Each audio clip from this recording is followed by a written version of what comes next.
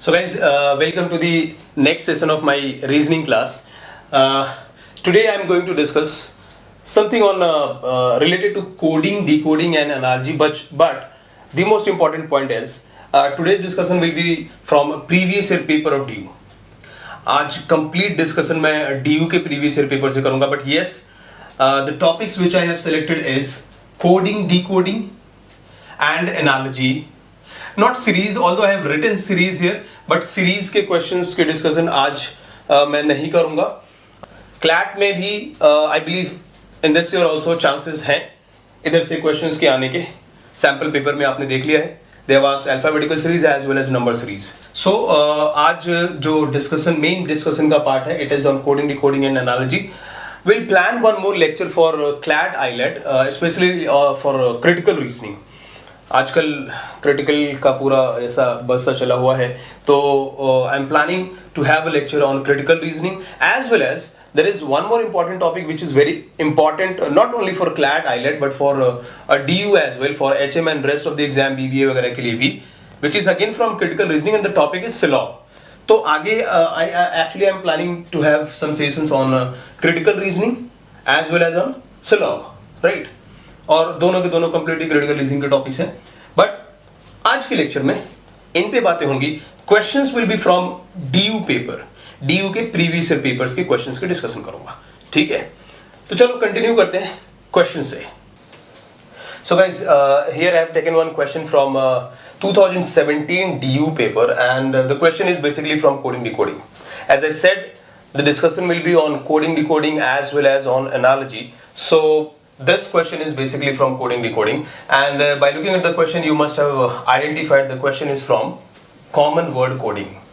One variety from coding, decoding, right? I've already taught so many varieties from coding, decoding chapter, and this is from common word coding. The same question was asked in 2017 DU paper. They've asked 5 questions. One by one we'll be discussing all the questions. At first, इस तरीके के questions में क्या करते हो आप? What we have to do here is, see, we have some words here, and then at the right hand side there are some codes. The codes are basically for these words. Now the first question is, what is the code for environment? Environment का code क्या है? करना क्या होगा आपको? You need to identify where environment is written. So environment is here in 3rd and 4th line, right? यहाँ और यहाँ environment है. डेफिनेट और कंफर्म पॉइंट है कि एनवायरनमेंट का कोड 3rd और 4th लाइन से ही निकलेगा. Now in 3rd and 4th line with environment there are few common words as well, such as of as well as child. देखो यहां पे और भी 2 वर्ड्स कॉमन है 3rd और 4th लाइन में. तो इसका मतलब ये हुआ कि ऑफ और चाइल्ड को फिर एलिमिनेट करना होगा हमें.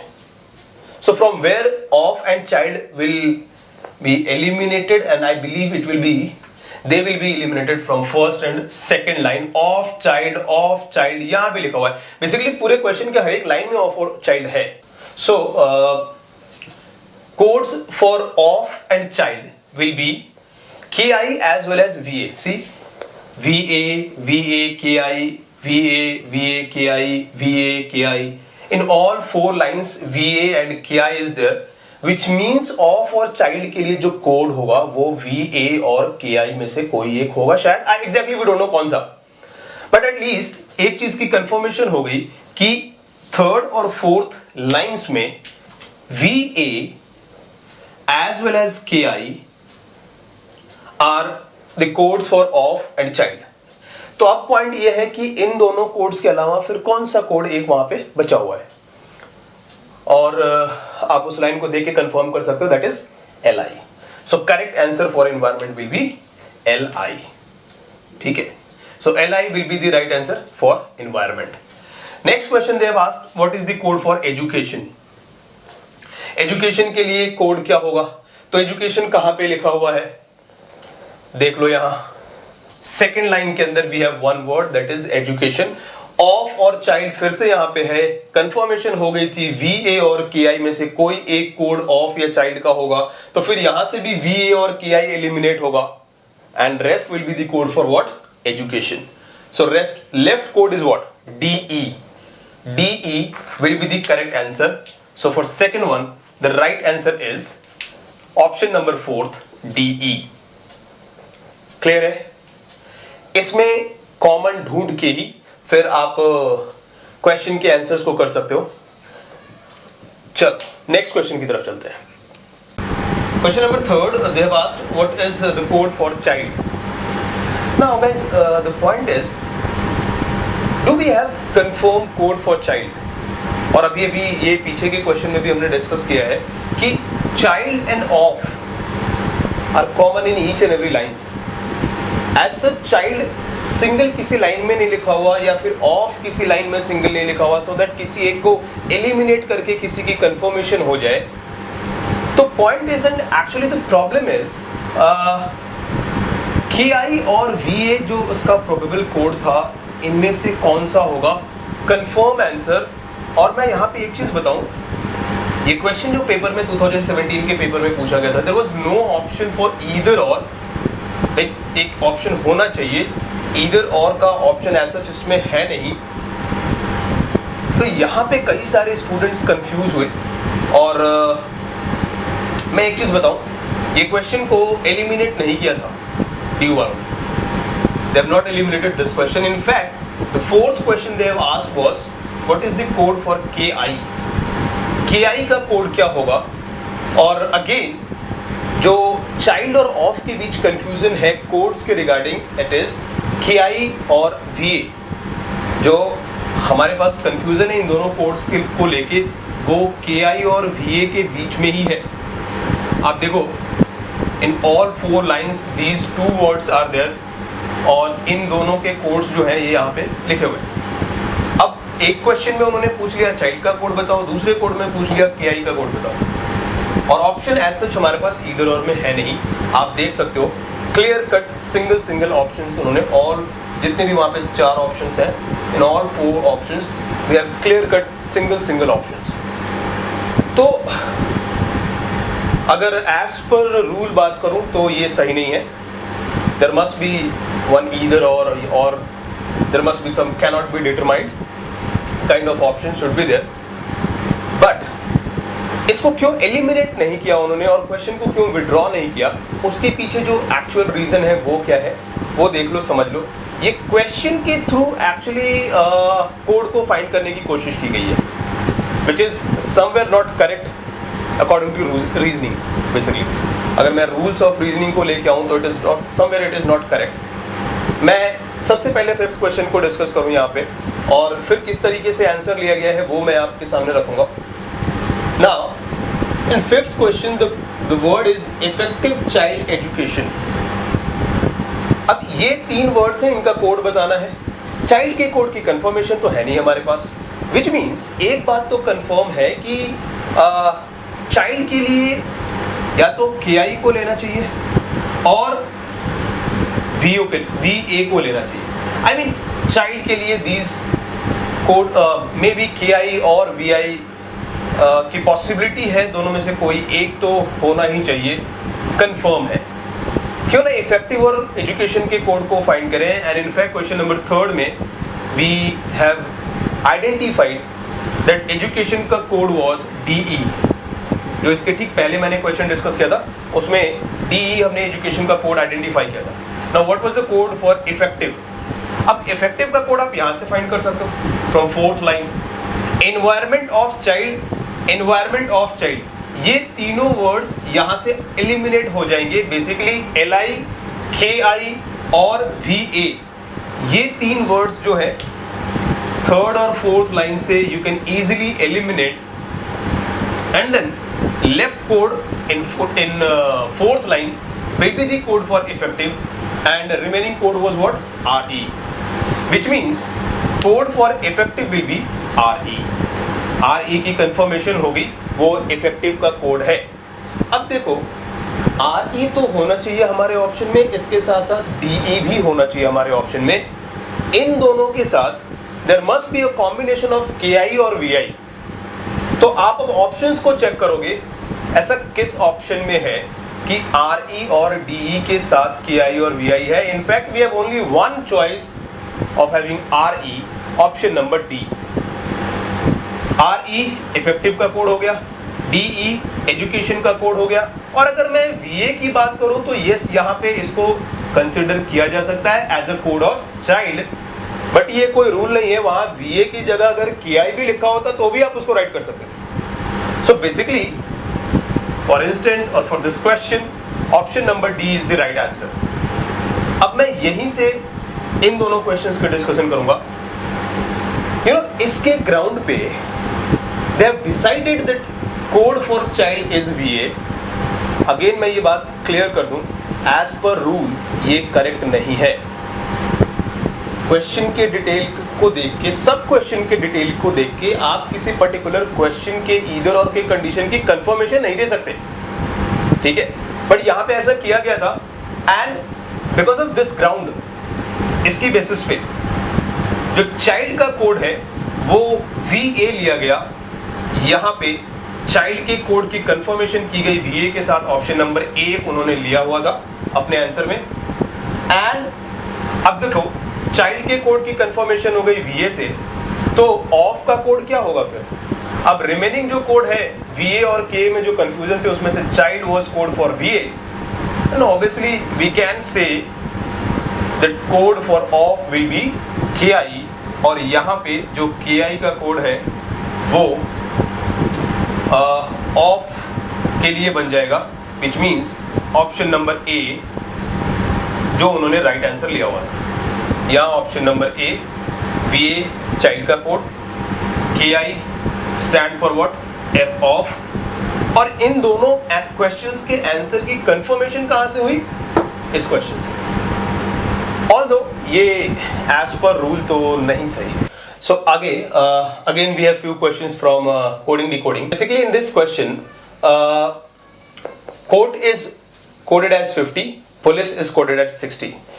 मैंने जब ये पढ़ाया था तो I have already discussed that whenever a word is coded into a number, we should use the place value for all the letters. जितने भी लेटर होंगे उस वर्ड के अंदर उनके प्लेस वैल्यू को यूज करना चाहिए. बट यू नो व्हाट, इस क्वेश्चन के अंदर they have not used the place value concept. Basically total number of letter पे ये क्वेश्चन को फॉर्म कर दिया. Whereas if you talk about this question, yes, now they have used, in this question they have used the alphabetical place values, and then उसके through इस question को आप solve कर पाओगे. क्या किया है चलो देख लेते हैं फटाफट से. In code total number of letters are 5. अगर मैं कोड की बात करूं यहाँ पे तो इसके अंदर total number of letters are 5. So what they have done is 5 multiplied by 50, multiplied by 10, और ये 10 एक रैंडम नंबर है जो उन्होंने अपनी मर्जी से लिया हुआ है. Similarly you can see that in police we have total 6 letters, and again वही नंबर जो अपनी मर्जी से रैंडमली लिया गया था 10 को मल्टीप्लाई करने से will get 60. अच्छा, ये चीजें पॉसिबल है. Sometime they may take 5, they may take 10, 20, 100, ऐसा लेके कोड फ्रेम कर सकते हैं. यहाँ पे 50 की जगह 500 भी कर सकते थे, 60 की जगह 600 भी कर सकते थे. तो वो नंबर आपको रैंडमली देख के सोचना होगा उस केस में. Now in lawyer we have 6, in lawyer we have 6 letters multiplied by 10, again we'll get 60, and so the correct answer is option number B, 60. Whereas if you talk about this question, now we have to use the place value concept there. The position of B in English alphabet is 2. Now as they said, B is coded as 2, rat is coded as 44. तो एक बार इसको cross check कर लो. R is 18, A is 1, T is 20, and E is 5. Addition will give you 44 or not? Yes. 18 plus 1 plus 20 plus 5 will be 44, right? Which means they have used the place value concept there. तो अभी यहाँ पे nation के लिए भी आपको यही करना होगा. This is 14, 1, 20, 9, 15 and again 14. Place value for all the alphabets. तो अब इनका addition 14 plus 1 plus 20 plus 9 plus 15 plus again 14 will give you answer, and I believe 20, 30, 45 and 28. 45 and 28, 73 is right answer. ठीक है. So guys, let's have some discussion on analogy part. As I said, DU paper के अंदर और in CLAT के अंदर in every UG exam, analogy is actually very important. They may ask questions from alphabetical analogy, numbers की जो analogy बनती है उससे भी questions वो पूछ सकते हैं. And the most important, the word की analogy, उसको आप बिल्कुल ignore नहीं कर सकते because I believe DU से लेके CLAT से लेके IELTS से लेके HN तक हर एक पेपर के अंदर in each and every paper they used to ask questions from analogy. Now DU के अंदर ये कुछ questions आए हुए थे एनालॉजी के. सबसे पहले मैं ये नंबर के एनालॉजी की बात करूं.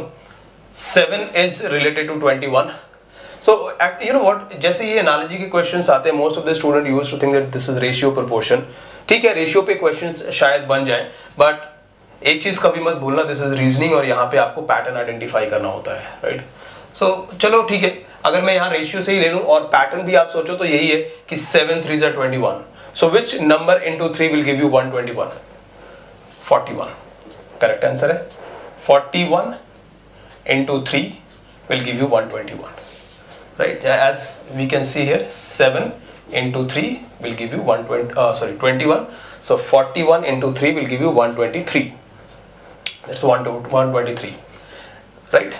Now दूसरे तरीके से भी क्वेश्चन को फॉर्म किया जा सकता है. पैटर्न बेस्ड क्वेश्चंस भी फॉर्म कर सकते हैं क्लैट में, आईलेट में, तो ऐसे क्वेश्चंस देखने को मिलते हैं. Next is like alphabetical analogy. Again DU के पेपर में आया हुआ ये क्वेश्चन है और ये बहुत सिंपल है वैसे तो, क्योंकि मुझे लगता है कि अगर इस तरीके के क्वेश्चंस पेपर में आ जाए it will not even take more than 20 seconds. इससे ज़्यादा का टाइम तो कभी कहीं से भी नहीं लगता ऐसे क्वेश्चंस के लिए. नाउ ABZY, AB कंटिन्यूसली 2 लेटर उन्होंने ले लिया रिवर्स ऑर्डर से, Y एंड Z, ZY आप ऐसा करो, फिर से उन्होंने ले लिया CD एंड देन WX. अब यहां पे GH